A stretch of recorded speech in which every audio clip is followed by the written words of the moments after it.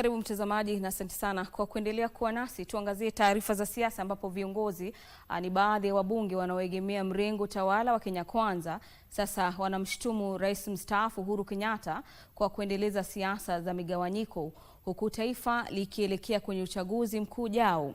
Wabunge hao walisema matamshi hayo yalitolewa hivi majuzi ni matamshi yaliyotolewa hivi majuzi na Rais mstaafu yanahujumu umoja wa kitaifa. Kwingineko, waziri mwenye mamlaka makuu zaidi Musalia Mudavadi amewahimiza Wakenya kukumbatia umoja na ustawi wa kitaifa.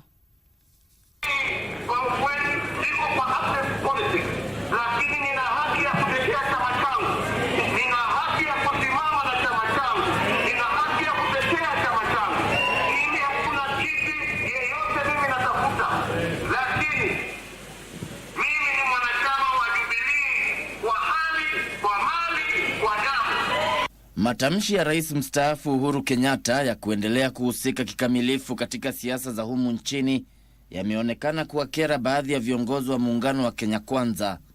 Akizungumza wakati wa hafla ya uwezeshaji wa wanawake katika eneo bunge la Butula, kaunti ya Busia, viongozi wa Kenya Kwanza wakiongozwa na spika wa bunge la kitaifa Moses Wetangula walidai matamshi ya hivi punde yaliyohusishwa na rais huyo mstaafu yanatishia umoja wa taifa. Jana nimekusikia unaita wanasiasa wengine vinyangarika. Hiyo si heshima hata kidogo. Si heshima kwako we mwenyewe, si heshima kwa wenzako. Mimi ningependa kumwambia Uhuru Kenyatta, if you behave like a retired president, people will respect you. But if you behave like a juvenile politician, people will treat you and nobody will respect you. Sasa Uhuru mlimpatia miaka yake 10. Si anafaa kuwa tu mzee wa boma kupeana advice. Sasa machama na nini na kutukanana na machama ni ya nini?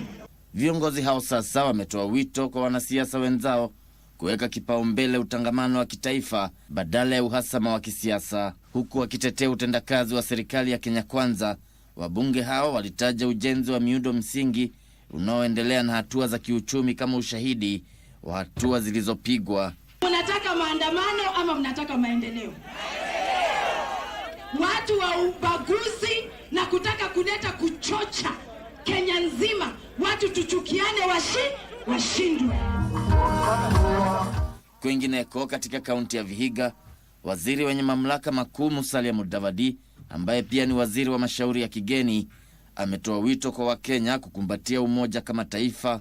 Let us be united as a country.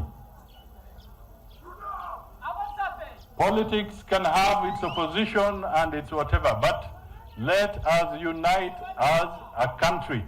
Mudavadi alikuwa akizungumza huko Sabatia wakati wa mazishi ya chifu mstaafu Asa Mambuya. Geshoki Washira, Dira ya Magwiji.